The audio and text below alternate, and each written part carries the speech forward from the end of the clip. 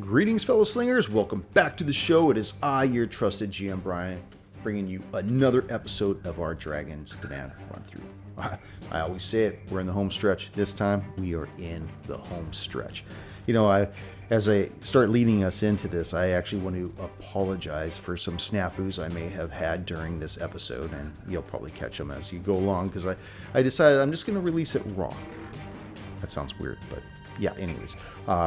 I didn't want to do any heavy editing because it looks all janky. You see one guy's all talk, and then you see him over here on the side and over there on the side, and I didn't want to do that. So please bear with me. I was trying to find some of my notes while we were playing, and unfortunately, it took a few seconds for me to come up with something that worked. And while it might seem seamless, it was far from it. Just like my explanation was far from it. Anyways, let's remember where you can find the show. Sticher, Spotify, iHeart Radio, Apple Podcasts, Google Podcasts. Check us out there. Leave us that 5-star rating and review on whatever app you listen to us on. Don't forget, tell a friend about the show. Always word of mouth really helps. If there's any way you guys want to head on over to YouTube, we're over there at Roll Hard 20. I know, I like to get us out there. I like to get our name out there. I know that a lot of people enjoy the show, and I don't know how much word of mouth travels around, but it always seems like bad news travels faster and further than good news, because I don't know, maybe a lot of people just like to hear that stuff, but haven't heard any bad news, thank goodness.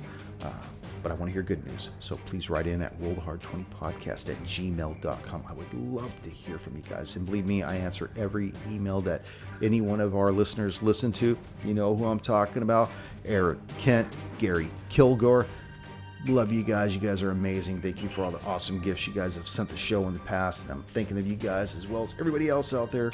So without wasting any more time, let's warm up our dice and top off our glasses. Roll the Hard 20 Podcast presents episode 57. 57 of this thing. Ready, set, auction. Enjoy.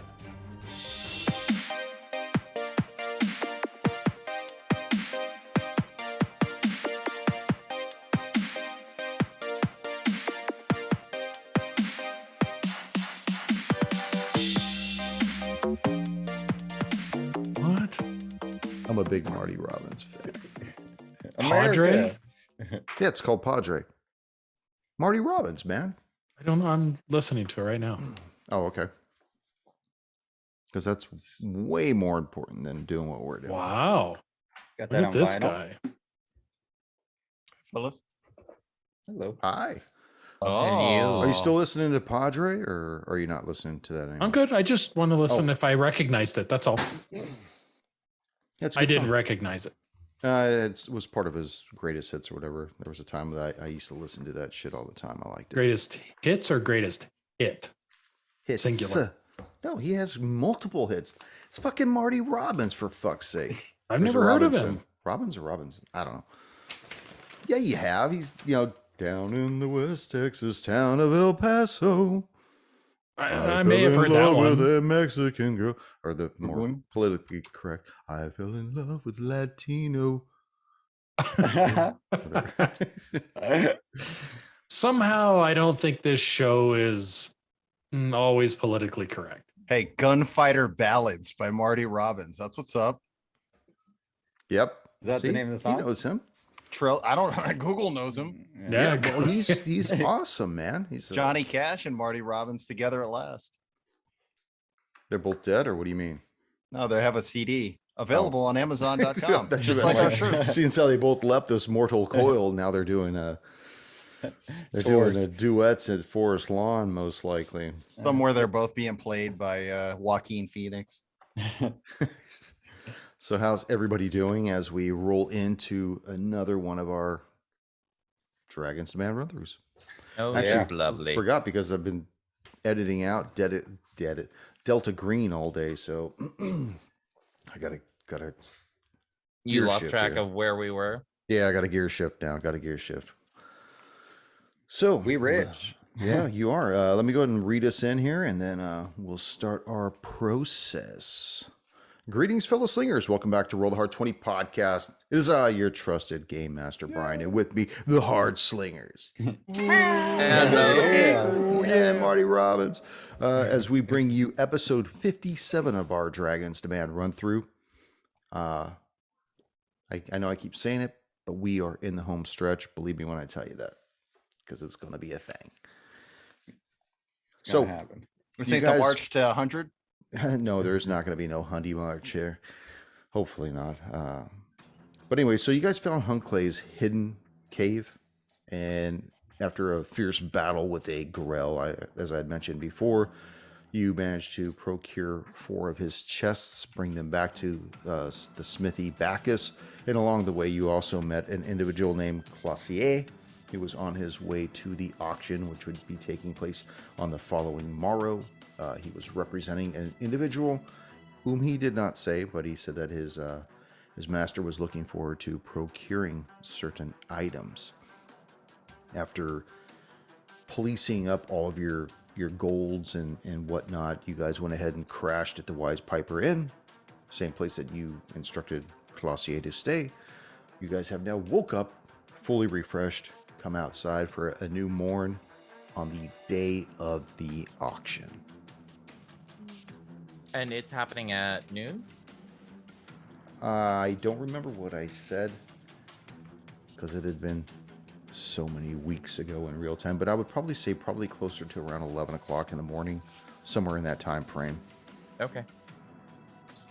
I will just start by getting up and going down to the common room after I clean myself up and having some food. Okay. What's everybody else want to do at this time? I figured Papa Hammerbane's gotten up at like 4 o'clock in the morning, got us all up. He's kind of wandering around, pacing our Looking room. for everybody's tithes. What you owe him as a representative.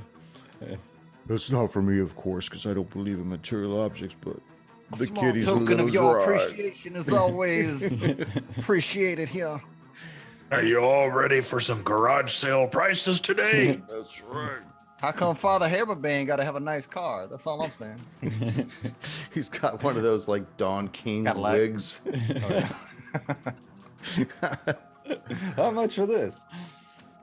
2 copper. So, I think Warren, if you- as you're down in the common room, you see other people are mingling. They're starting to get their food on and whatnot. Go ahead and make a perception check while you're down there. Okay, 1 perception check, because this can't possibly go wrong. Hey, 19. 19. You look around, you see a lot of people that are basically milling around. You see a lot of people that you become familiar with, including the proprietor, Talia, I think. Wasn't that her name? Yes. Yes, Talia. And Talia Oram. And you see Bacchus, he's eating. You see a couple other people that you come across. Even Greyhands is in there getting his brunch on. But you don't see Clausier anywhere. And this was the individual that was staying at the Wise Piper Inn. I will flag Talia down when she has a moment between serving people and just say, Miss Talia, we had noticed an interesting individual and we had directed him here. I don't see him here though. Did you not have a gentleman by the name of Clausier get a room? Yes, Mr. Clausier was here earlier. He checked in last night, and he actually left probably about 45 minutes, maybe an hour ago. Said he had some business to attend to. He grabbed a quick snack for the road and basically took off. Well, good for him. I'll wait until That's what I said. Good for him. I think maybe as you guys are kind of waiting downstairs, looking at all these people, and you're kind of thinking where the hell's Dempsey? The front door opens and he walks in just drenched from being out running, and he wipes his face, goes over, orders a pitcher of water, and kind of saddles up. He's like, "All right, what are we doing?" Well, first off, we're looking decent. And as I say that, I just gesture to you and just go head to toe with prestidigitation. And basically the sweat in your clothes doesn't necessarily get completely clean, but any dirt and schmutz and all of that just gets wiped off of you. See all the barn muck just comes off from doing like his Patrick Swayze workout in the barn across town. All the fucking ball crud and shit like Lifting that. hay and like running up ropes. Ball sludge. Yeah. Look, Did we all come? Did we all Okay. come downstairs yet? Because I don't think Valadier and I have said that we've come downstairs. No, from my understanding, just Warren and then Dempsey had gone down. You guys had remained up in the room, unless you guys want to say you tagged along. We're downstairs just Valadier, arm wrestling. Yeah. Valadier, are you ready for today's activities? I understand that we're gonna be headed to the auction today. Yes, and you might want to put good auction pants on. We doing lots of running today. Why do we have to go to the auction? And I'm really more interested in, why my friend Flint died. But if you guys think this is the most important thing for us to do, I guess that's what we'll do. But kind of opposed to it. Whatever. The Baroness asked if we help do security while auction goes on. Why would you need security at an auction? Very interested buyers in Hunclay's manor. She just wants peaceful exchange. And all of us are here to provide security? We're part of backup security. Oh, backup. We're like the AA team. We're not even major leagues. We're like if shit hit fan. Like J-Lo's backup dancers, man. We're a C team. Well, since we're security for this, we probably want to get down with the others and kind of take a look at the auction area, make sure that nothing is out of place. Do our jobs and all security stuff. I think I could smell Dempsey from here. Let's go downstairs and see if he's here. Lead the way, music man. So you eventually find Dempsey and Warren. They're down in the common room of the Wise Piper Inn, getting their grub on. Warren probably finished his breakfast at this point and says, welcome, guys. Look, I did want to get to the auction well before it starts to see some of the items and check in with the Baroness. I do also want to just stop and speak with Bacchus really quickly. Yeah, and right now it's probably about 9:30 in the morning. Okay. So that kind of gives you an idea. You got about an hour and a half to get whatever you're going to get done before the auction starts. Okay. So let me know where you guys want to what you you guys want to do. Is Bacchus there? No, he's actually started leaving. Like You see giving him, up. wiping off his throws a couple silver down on the table. See you tonight, Talia. So he kinda give me like- just some extra coin. Dempsey elbows Warren, and he's just like, I think he's leaving. Let's go grab him. Yeah. As he leaves, I'll step up and kind of run after him, and then like come up beside him as he's walking across to the blacksmith, or at least I'm assuming that's where he's walking. Whoa, Daddy. Don't be sneaking up on me like that. What's the deal? Oh, please. We both know you're a little too competent for that. I know. Actually, I wanted to ask if you had spoken with Zenmei about that vial I had given you. Since last night, no, I haven't. Okay. I don't suppose you'll have a chance in the next hour or so to do so? What is it you want me to ask him? Because I think the GM forgot. I'm curious who around here, aside from possibly Zenmei, would That's make... right. Okay, yeah, okay, I remember now. Okay. I think he's going to be at the auction today. If I bump into him there or before, I'll hit him up. Consider it on the house. I would hope so, considering the fact that you have made enough money to retire about 4 times over. Well, choose door number 3 and things work out for you, eh? As it is. Very well. Anyways, I still got a Smith. I assume you will be at the auction at least to see the spectacle. If anything, just for that, because honestly, all that shit that was in that old man's castle doesn't interest me. I mean, books and trinkets and doodads and shit. Let me ask you something. You were part of the group that went in there. Were there any weapons that might interest me? Weapons specifically, he had an interesting workshop. I believe there may be a few things that would catch your eye, but I will say probably only a few.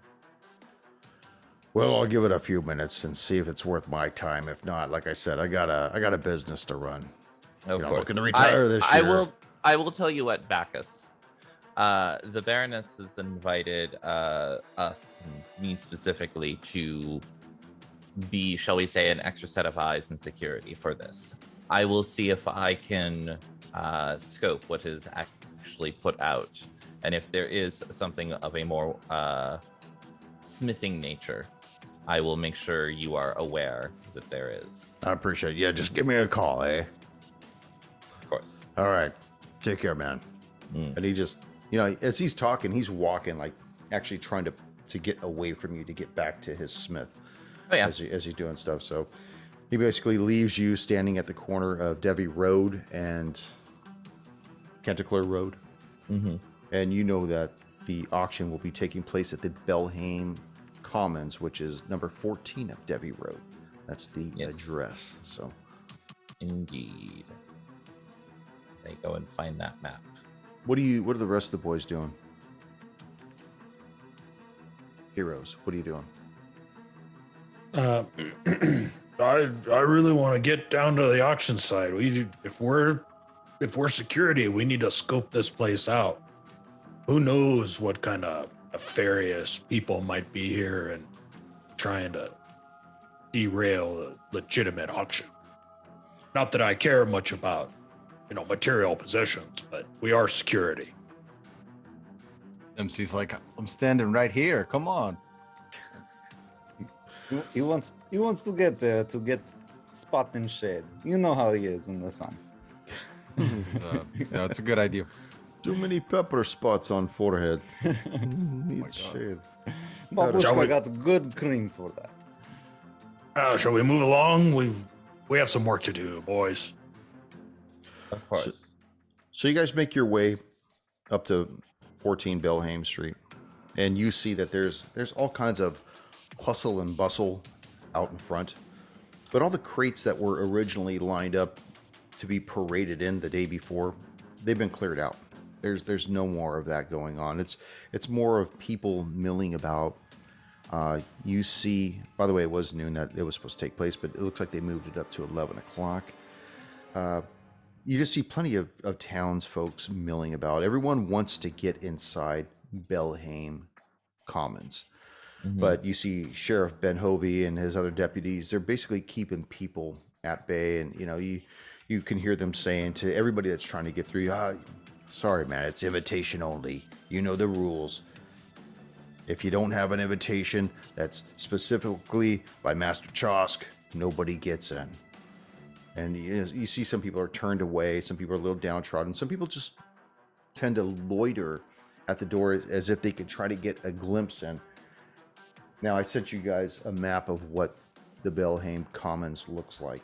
Mm-hmm. And so you can see that the entrance to this particular area is only 10 feet wide.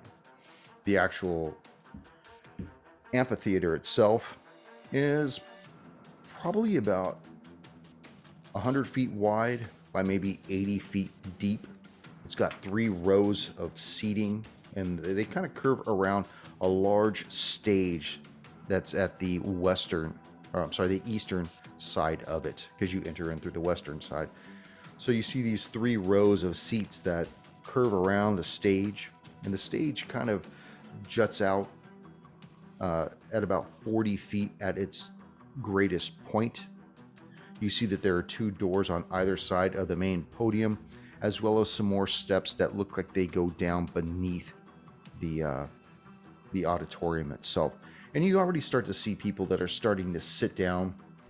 It's not really that it's a first come, first serve, but you do get the idea that these people want to get as close to the stage as possible.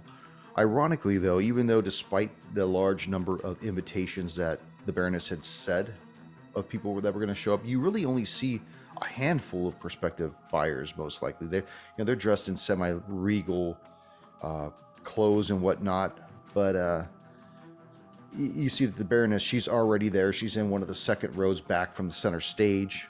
Sitting right next to her on either side, one is her son Arnold, and the other one is Heinrich, sitting next to her as well. You also see other people of interest. You see that there's a trio of white-clad Callistocrats from some area of region. You see two black-robed individuals of indeterminate gender. They seem to be off to the southern side of the chairs. Everyone's trying to keep space away from each other. Like nobody wants to sit too close to where they are. You see a half snarling, like freaking urinals in the men's room. Yeah, exactly. Nobody wants to be right next to each other and say, "Hey, are you John Wayne?" You see a snarling half orc representing some Tengonglas of Casimir, probably most likely the Duchess of that place, because you could tell by the emblem that he's wearing on his sash. And then you see a man all by himself, dressed all in black attire with a cowl over his head. And he's more so in the third row, closest to the northern side, by himself. A few minutes later, you see Bacchus walk past you guys, and he goes and he finds a place to sit down. A few minutes later, Zenmei comes in, and you see Bacchus kind of wave him over, and they start sitting down beside each other talking. And then after a while, you just start seeing the auditorium itself just fill up with other people, less interesting than the ones that I had just described. Mm-hmm. But then, probably one of the last people to walk through the doors, you see the individual wearing the red hat with the blue feather in the all dark leather attire. And as he walks in, he really doesn't pay attention to you or the Baroness or the man all in black or anybody else, but he actually makes his way up towards the stage. And after a few minutes, you see Chosk, who you remember being the money exchanger. He comes out onto the stage, and you can see that he must be the guy that's honchoing this auction. And he's going through some papers, and he's looking over some of his notes, he's got a quill pen, and he looks up and he sees Clausier standing in front of him. And they start having an exchange, like almost like whispered discussion back and forth, but it's louder than just a docile whisper. And it seems to be getting more heated as things go on. Okay.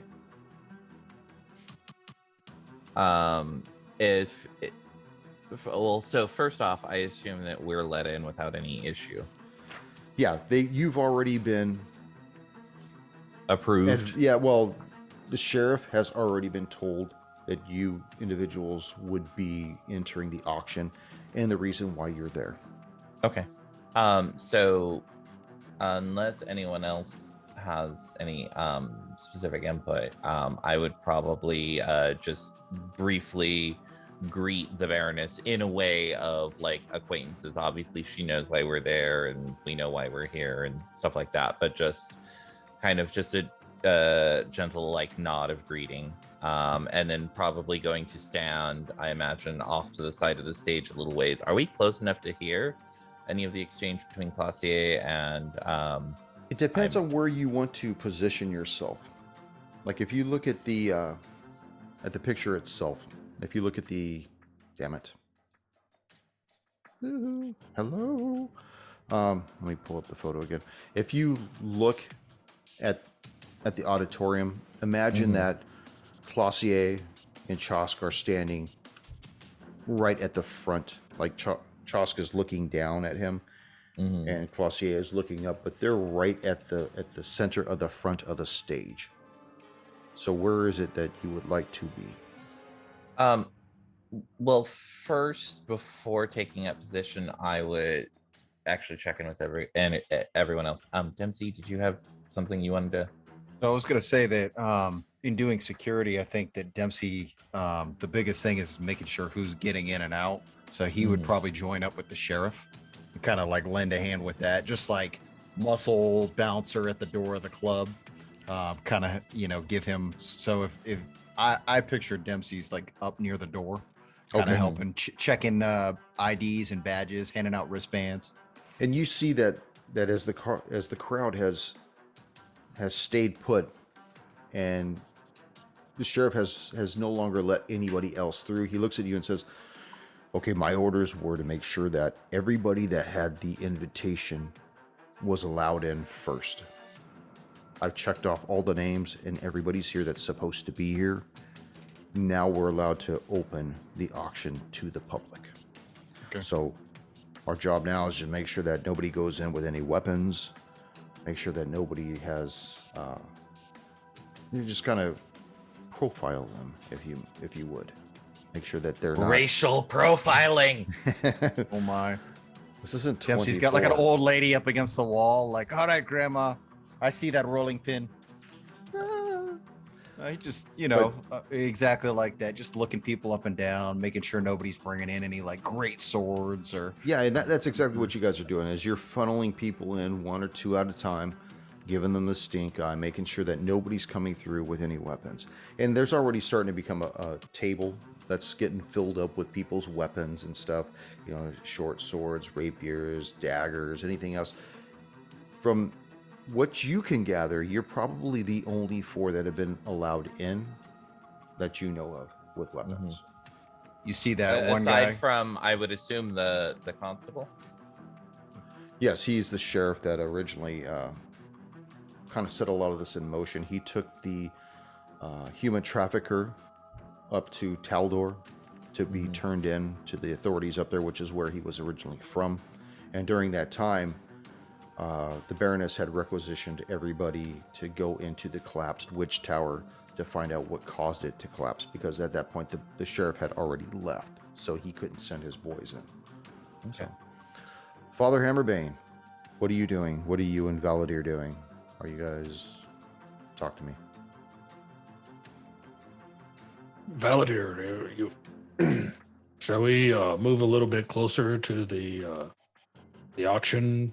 Where it's. I think if we stand in the aisle, as like halfway between the podium and the back door, just show our presence here, so that any of these miscreants get out of hand, we can deal with them and eject them, properly and quickly. Eject them. I concur. I agree with your century plan. Let's thank God in the middle. So I'm gonna be those three rows. Hitomi is gonna be halfway between the top of the stairs and the bottom of the stairs, basically in between the third and fourth row. Okay, actually there are 4 rows. Sorry, I thought there was 3. That's what I get for not having my glasses ready. But yeah, there are 4 rows, but everybody's still where I said they were. The Baroness is center, but in the second row with her son and Heinrich. You see the other people that are kind of, that were originally seated where I already described it. But then you start seeing the other seats begin to fill up with the common folks. Warren, as you watch the rest of your party do what they're doing, you see that Chosk hands down a couple pieces of paper to Clossier, who kind of thumbs through them, and then you see the Whispery come back alive again, and he hands it back, and he's pointing and gesturing. Go ahead and make a perception check. Okay.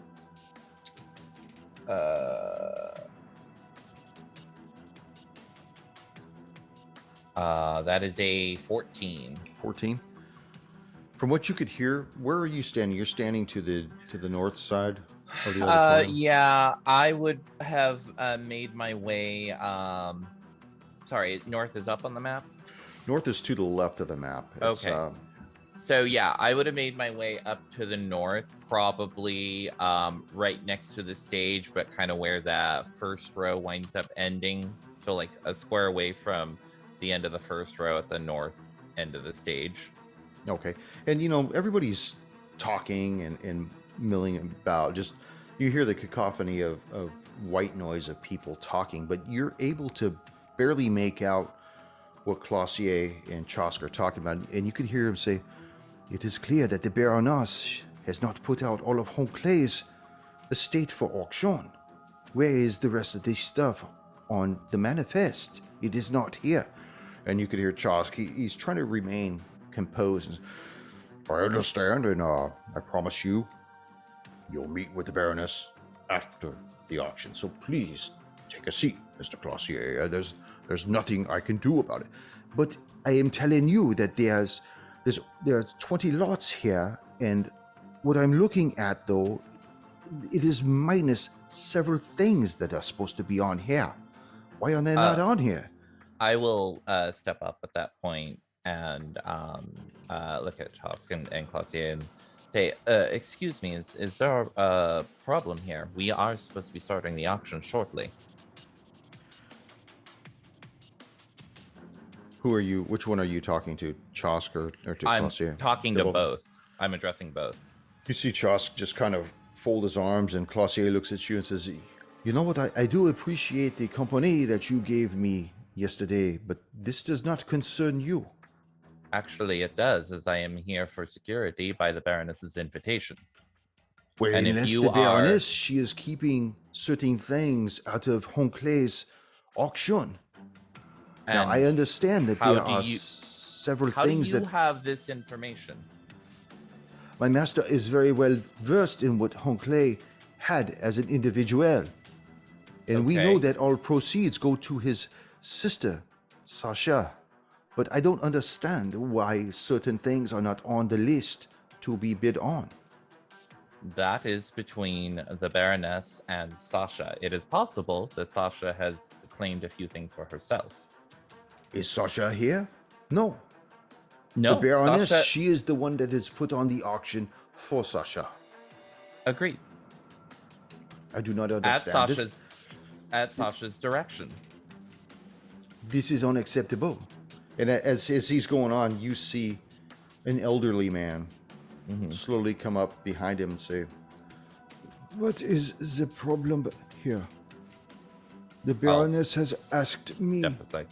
to come up here and find out exactly what the problem is." And you could tell Heinrich is being this old man, but he's got this energy about him that is trying to make this man stand down. He's very spry. You gotta watch out for this guy. Possibly. Very tricky. Well, I don't mean to break this up, but the Baroness has asked me to have all of you take a seat, and as for you, Mr. Belheim, you are supposed to keep order, not keep this disorder going. Please, control Please yourself allow and me- control this man. This is I was unacceptable. attempting- I will not be treated like this. I will go back to my master and I will tell him what you are all going to do here.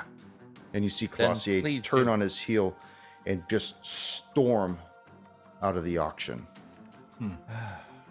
I make a kind of an Construct. as you were gesture to Heinrich and Thrash, and I'll go back to where I was standing. I'm going to my trailer. I feel like this is the guy that goes into the grocery store and is like, "You're out of all the sale items. It's supposed to be 3 for $10 Coca-Cola." Well, if we're done with the drama, let's get on with the auction. And everyone kind of laughs and cheers and claps and stuff like that. First thing I'd like to do is I'd like to give special thanks to Otho Burr for allowing us to use the Belheim Commons. Let's give him a big hand. Everybody claps and yeah, right on, Otho. You see this robust, balding guy stand up, wave his hands. Thinks he's something special. Obviously, he's probably getting perked on this anyways. So, first thing we'll be doing is we'll be going over the lot to make sure what everybody's going to be bidding on. And as soon as The GM finds the lot. Because I just had it here. God damn it. So the first lot that gets brought out is all the silverware and cold plates that were originally part of Hunclay's dining facility. And he starts saying, we'll start this lot at 500 gold pieces. And so you see some people start actually bidding on it. Ooh, I found it. Start bidding on it. And eventually you see those individuals that were of indeterminate gender win the lot.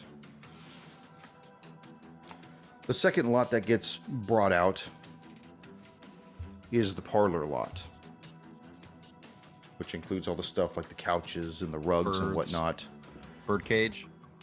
The birdcage is not part of that lot, but you see that there's some of the regular townsfolk start to bid on it.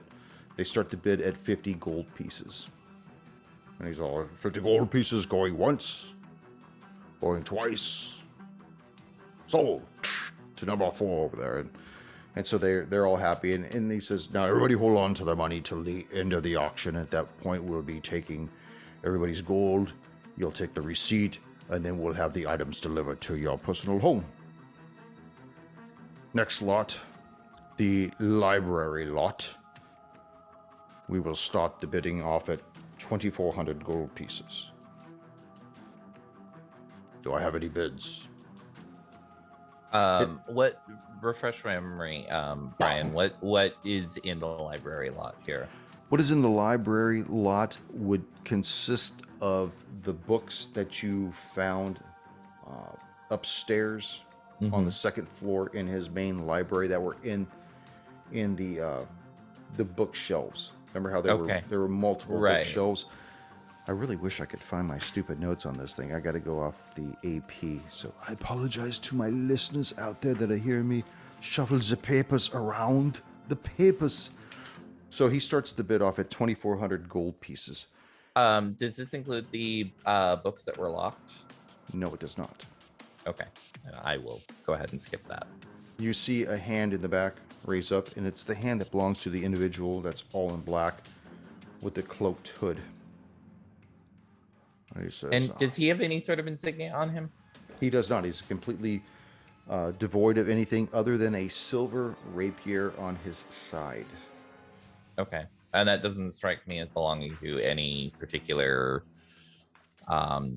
noble family, house, region. You can make a history check. You can make an arcana check if you want. Tell me what you want to do and how you want to use that check.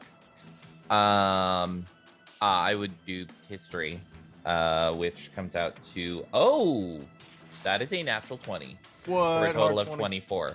The hard 20. 20. As you look through it, you notice that it does look very ornate, even though you're closer to the stand itself.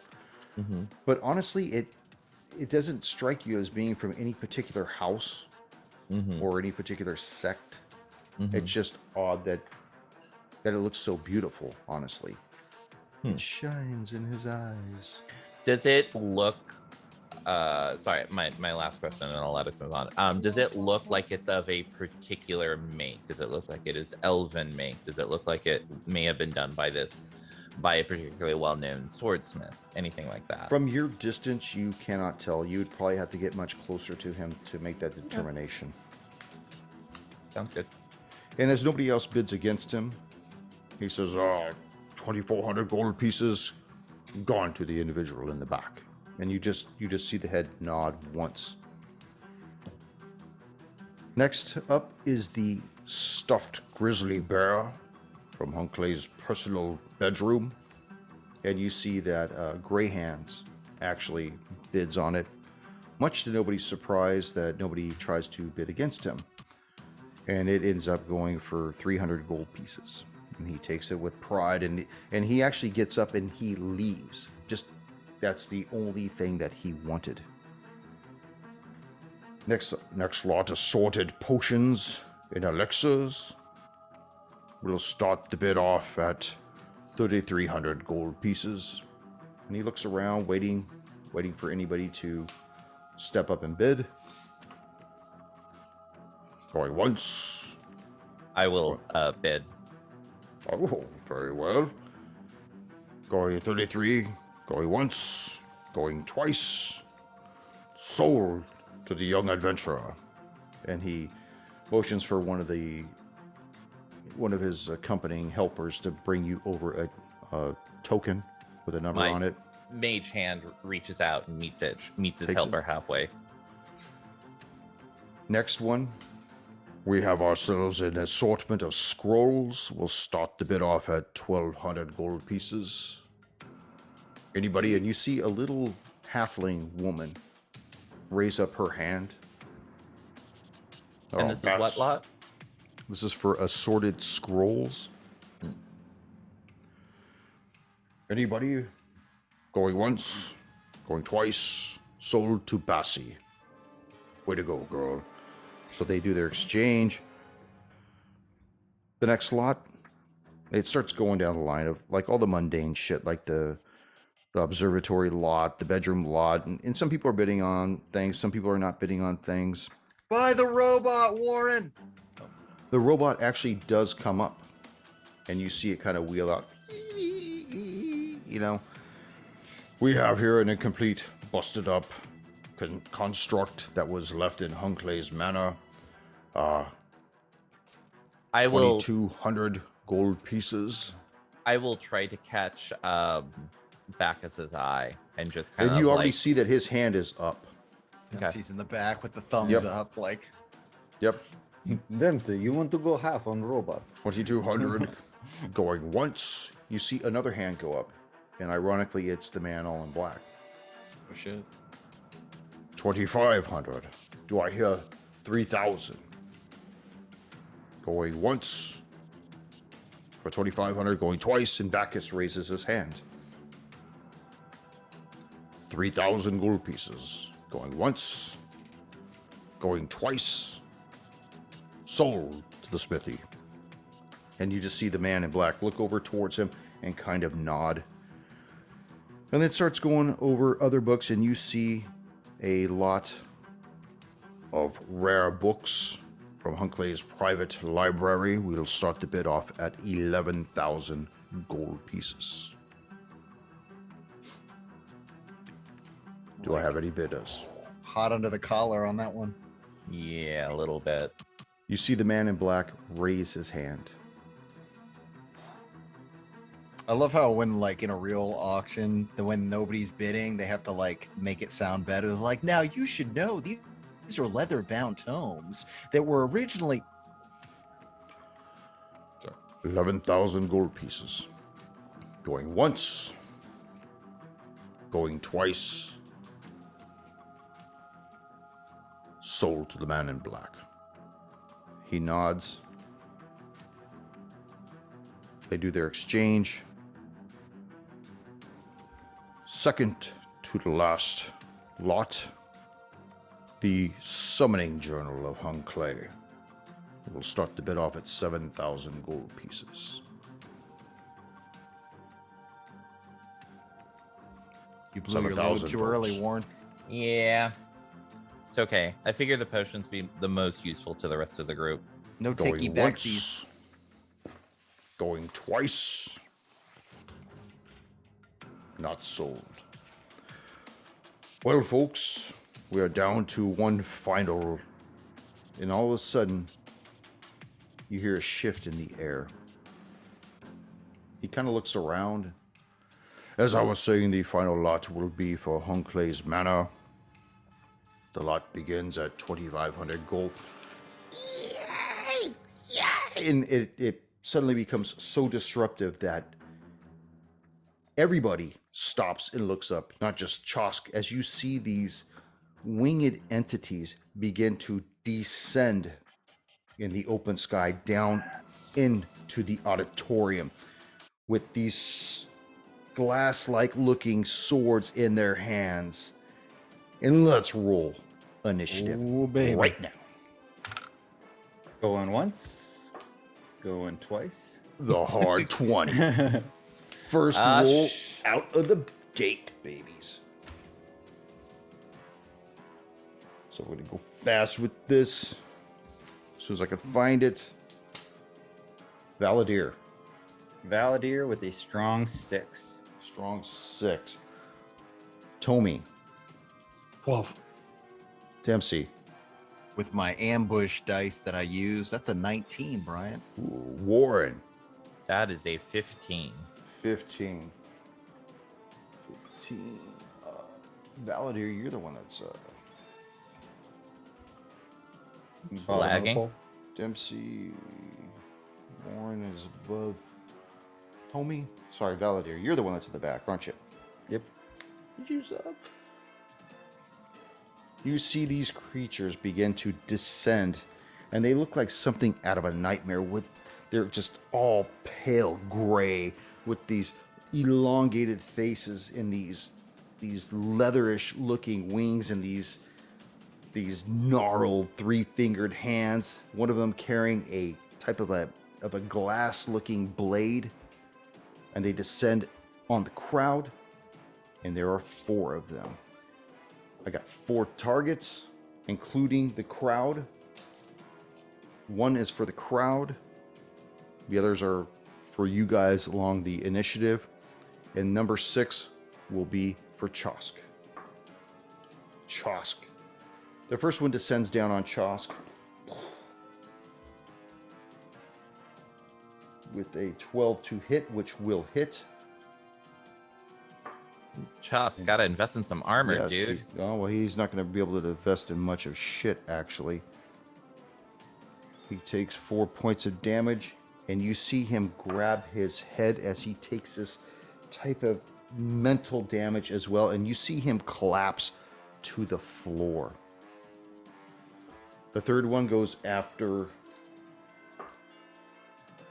Well, he's not going to go after him again because he's already down on the floor. After Father Hammerbane. 13 to hit. Fail. Fail. The other one will go after Dempsey. 21 to hit. That is a hit. That is a hit for 7 points of damage from the sword. And you're going to take 2 points of psychic damage. Ooh.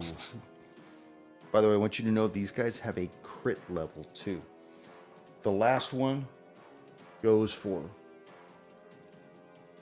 you, Father, again.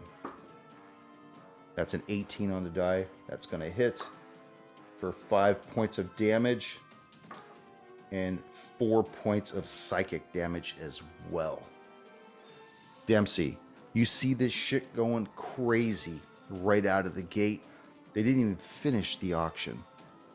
What are you going to do? All right, so this guy comes down, and you said he hits with a ranged attack, or like is he? No, he up came at down with Dempsey? the sword. Like he So was he- holding this particular type of a weapon. Mhm. It looks like it's a foggy type of a glass sword. I think that Dempsey's gonna rage, and then I'd like to grapple. I just want to run up and grab this guy and try to rip him out of the air. Yeah, and they're only like 3 feet above the air. They're not like high up because they've got to be close enough to lay the smack down. So go ahead and do what you got to do. All right, so this is what do I do? I do an attack roll. Ryan, what do I do? Yep. You know this? Yep. Oh, for a grapple, grapple, you make an athletics checks. It is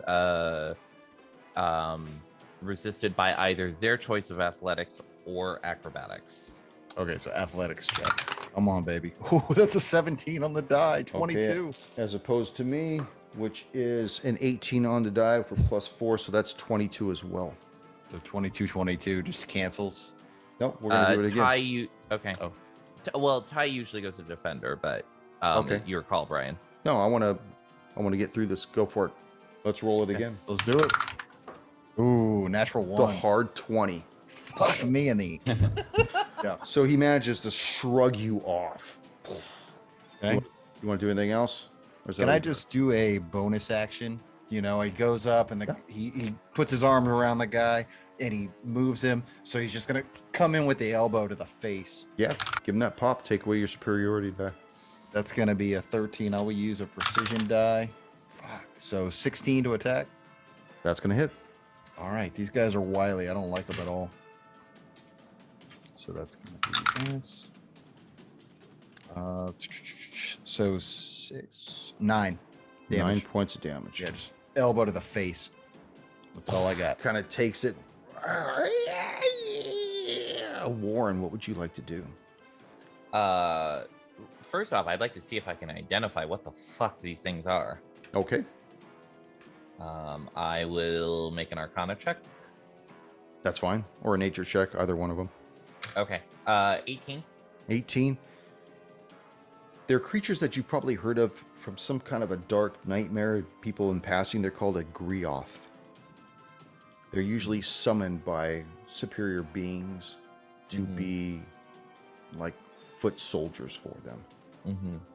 Okay. Are these creatures that have anything to do with and I am the Dark Tapestry? They do. Okay. I am going to spend my action to do the thing that I should have done upon walking into this shit show, which is cast Mage Armor on myself. All right.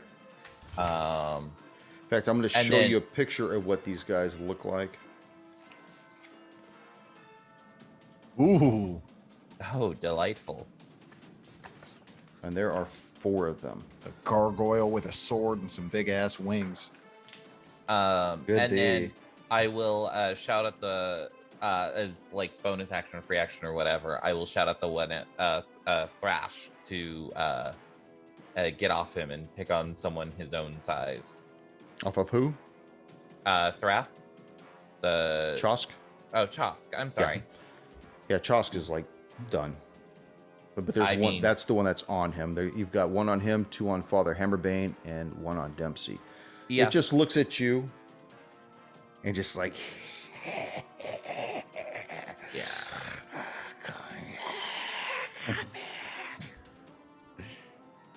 Okay.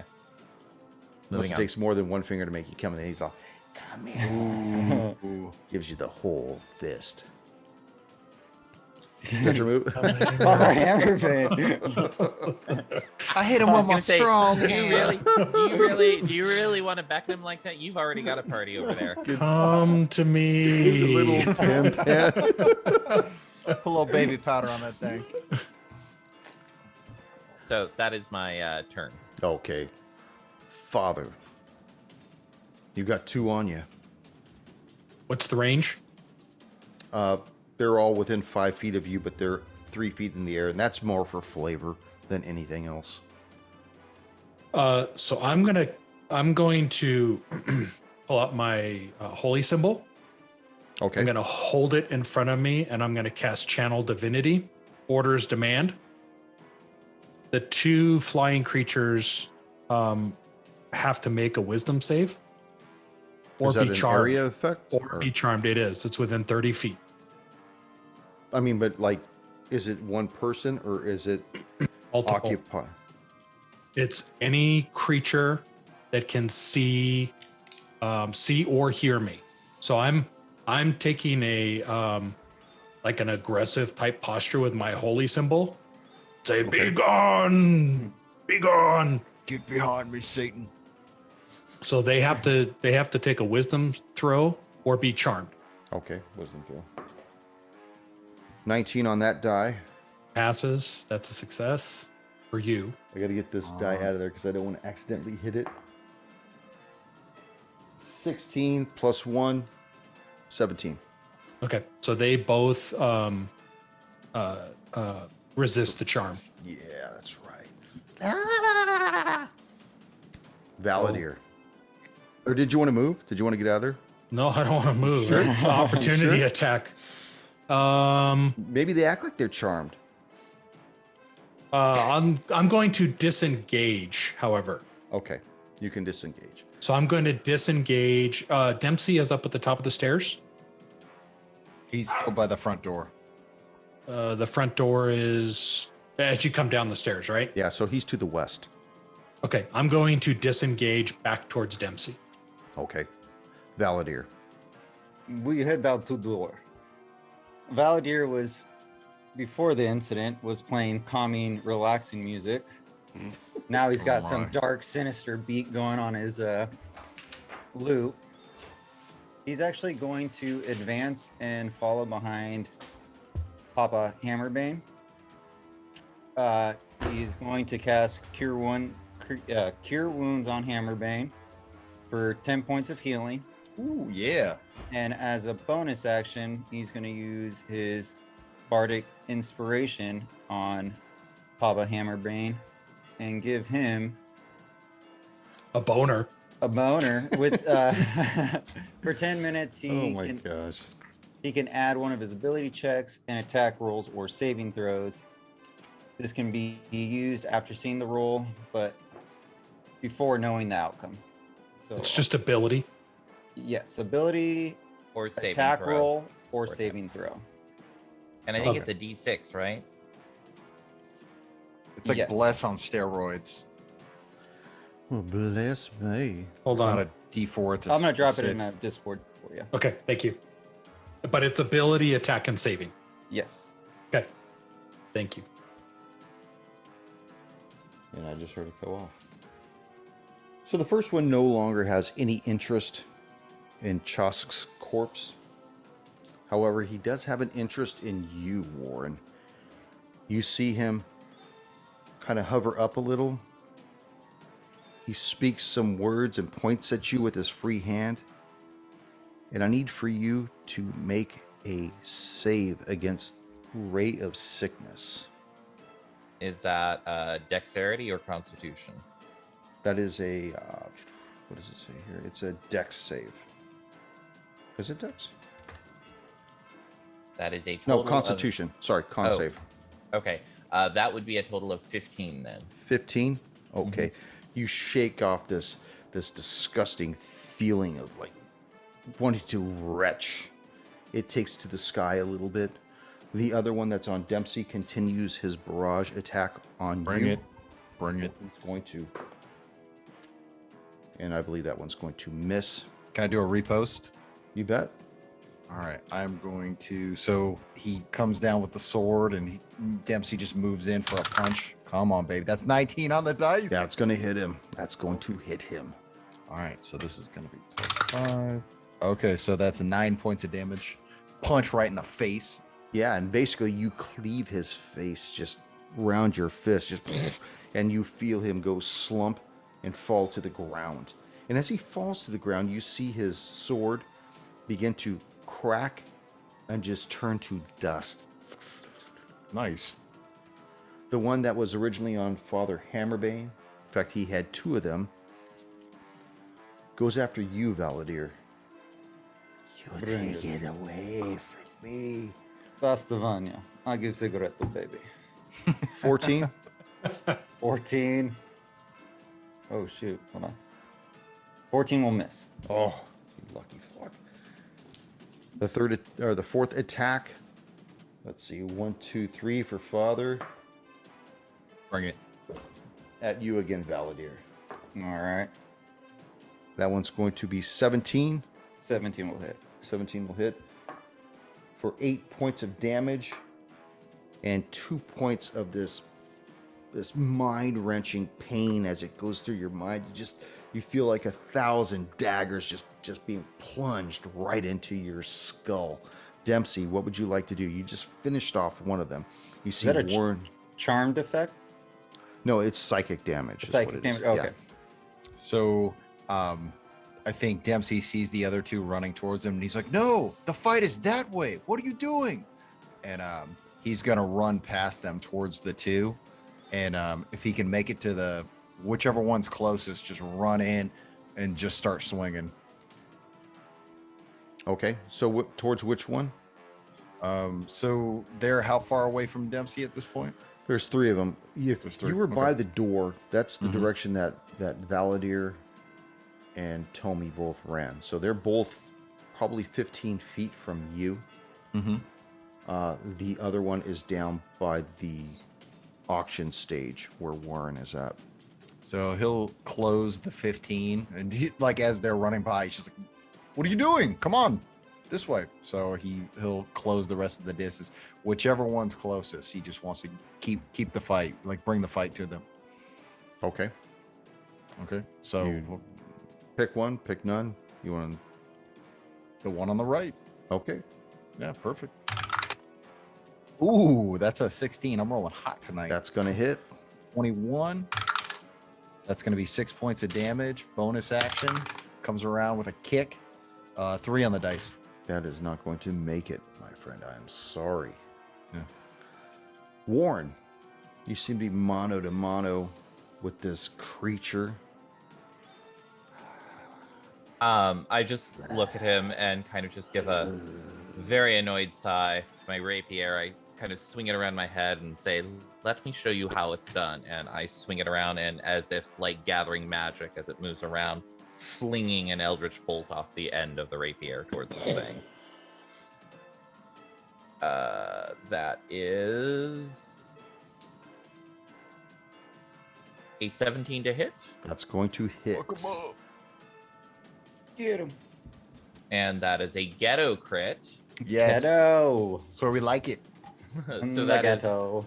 14 points of force damage and an additional 2 points of fire damage. You hit it, and then it bursts into flames, and you see it just splatter against the back wall of the Belhain Commons, just slumped down, just smoldering there.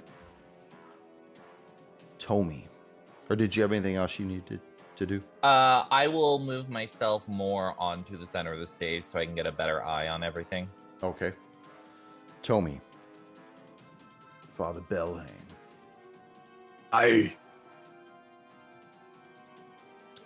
I'm back towards I'm at the west now. How close are one of these fucking things to me? It's right up against you. It's within 5 feet of you. It's within touch then. Yes. Yeah, well, Father, I'm sure you know all about touching. Ooh. Oh, that is a sick burn right there. Father Hammerbone. Let's go. Okay, I'm gonna cast a guiding bolt, Okay. and that is going to be Come on. 10.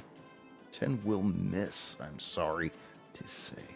Okay, is this one the one that I'm attacking? Is it already injured? No, it is not. Okay, I'm gonna take my. Yep, that's all I got. Actually, hold on. I am going to. No, fuck it. I'm gonna try to grapple this thing. Very impressive. Okay. Make your roll. What is that? Grapples dex Said it was Either athletics or acrobatics? Either one of them. Do acrobatics. It's gonna be a 13. 13. Let's see what I get. Oh, fuck. It was a 15 and then it rolled to a 5. Yeah. So you hook onto this guy. Yeah. Validare, what would you like to do? There is still one overhead, right? In Dempsey. theory, but like I said, he's just flying like 3 feet off the ground. He's the one that you and Dempsey are engaged with right now. All right. I want to attack the one that's in the air that I could still reach, not the one that Father Hammerbane has. First attack with my scimitar. Okay. Ooh. That is not going to be that great. That is 11. That will miss. And shoot, what is going on? Here we go. Second attack. Miss horribly with a 7. Father Hammerbane, with this thing in your arms, he actually leans forward to bite you. 13, Get a room. Miss. miss, and will try to bite you one more time. And that did even worse. The one that Dempsey and Valadier are fighting, 1, 2, 3 for Valadier, goes after you, Dempsey. Yes. 17 on the die, that's going to hit you. Big old miss. Oh, Oh, for 3 points of damage, with the 3. weapon. What kind of damage is this? That's a slashing damage. Sorry, Slicing damage. slicing Pain damage slashing hurts you. and 1 point of psychic damage. Man, I couldn't have rolled worse. You guys are having a great time at my expense. Dempsey, what would you like to do? You want to do something about that? Yeah, the sword comes across his chest, and he's just like, ah! And yeah, he's gonna punch the thing in its throat. Ooh, Good and old he's gonna throat miss. punch. Does a 15 hit? It does not hit. I'm sorry No. to say. The blood's kind of in his eyes. He's just swinging wild. Can I move? Because I know how this one goes, and just circle, do a little circle around, so I'm away from Valadier. Yeah, I had this conversation. Was it you I was talking to about this? With the whole Sidestepping. no, like when you move around somebody, I realize that they consider it leaving a threatened square, but I actually think that's bullshit. I think as long as you're still attached to Yeah, your that's how the opponent rules. within 5 feet, that it's not considered leaving Yes. He's the threatened just area. doing a So, little yeah. Muhammad Ali Yeah, kind of exactly. As long as you guys are, because facing is not a thing. So My understanding is it's not leaving a threatened square; it's leaving an enemy's threat range. yes, and that's the way how I took it. And somebody tried to tell me one time, well, if you move from one square to another square, even though it's still attached, that you've left the threatening square. I'm like, but I haven't left. I'm still threatened by the guy, so I'm not leaving his range. So yeah, go for it, Dempsey. Sure. So he'll just kind of circle around behind. So maybe even give that nice little flanking bonus to Valadier. Very good. Where am I? Warren. So I can see Dempsey and Father Hammerbane both engaged with these things, and then is there still a third one up? No, you took care of the third one. Okay. There's only 2 left. One of them looks like it's been damaged. The other one doesn't look like it's been injured at all, and that's the one Okay. that Tomy's with. Okay. Looks like Father Hammerbane needs a little assistance, and I will fling another Eldritch blast at him. Okay. Uh, I hope you roll a 1. Well, hold hope. on. Yeah. You hope. Unfortunately for you, I rolled a 16, so that's a 22 total. Very good. Give me some damage. Oh my god. Freaking another ghetto crit. So that's another 14 points of force damage and 2 additional points of fire damage. And you smoked the one that he's holding on to, trying to convert. Nice. Give me your life, your soul. Explodes right in front of his arms. Just pastes Just him. like ichor all over Father Hammerbane. So, Tommy, you're holding on to a corpse. What would you like to do? Get this thing off me. What is this shit? I dump the corpse off to my side and stand up. Okay. Where is the other winged fucking asshole at? It's engaged with both Dempsey and Valadier. How It seems far? to be between them. They're probably like 15 feet away from you. And that one has been damaged or not damaged? Yeah, that one's been damaged. Okay, I am going to Keep him alive for questioning. I'm gonna do a guiding bolt again. Okay. 14. Will miss. Okay, I'm gonna stop my action. I'm gonna finish my turn. Valadier. Valdir, again, trying to hit this thing with the scimitar. First attack. Flanking. Flanking. Fuck him up. That is a 19 to hit on the first one That's going to hit. for 6 points of damage. Okay. What do you got next? Second is 21 to hit. That's going to hit. And that is going to be another 6 points of damage. And as you pierce him with the second attack, you almost see it smile at you and say, Wait till the master gives more to you.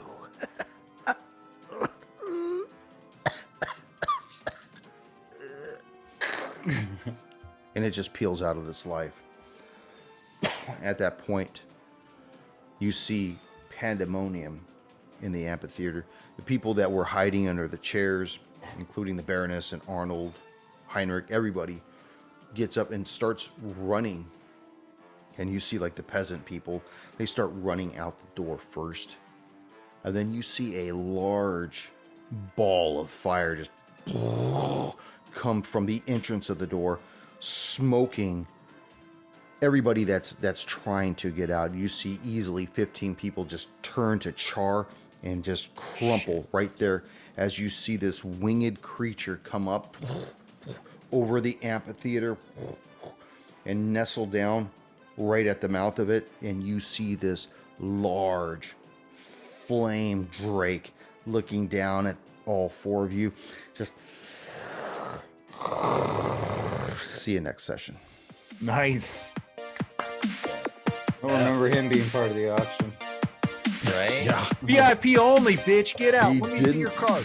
didn't like being outbidden on the grizzly bear.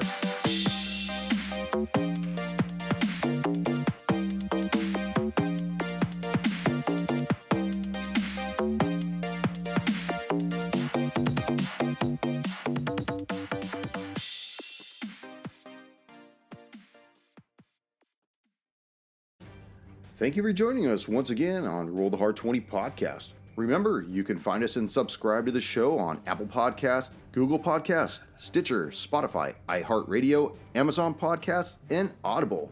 And if you like what you're listening to, leave us that 5-star rating and review. We've also got a YouTube channel at Roll the Hard 20, so if you're into watching, head on over there and hit that like bell, and don't forget to subscribe. We can also be found in the wild on Facebook, Instagram, and Twitter, so don't forget to check us out and look for us out there. You can also contact the show directly at rollthehard20podcast@gmail.com, or head on over to the website at rollthehard20podcast.com, where you can also download the current show directly and view our archives and galleries. We got a lot of interesting stuff posted there, so head on over. And finally, join us on our Patreon page at patreon.com/rollthehard20podcast, where you can become a hard slinger and pick up swag. So until next session, keep your dice warm and your glass topped off as you roll those hard 20s.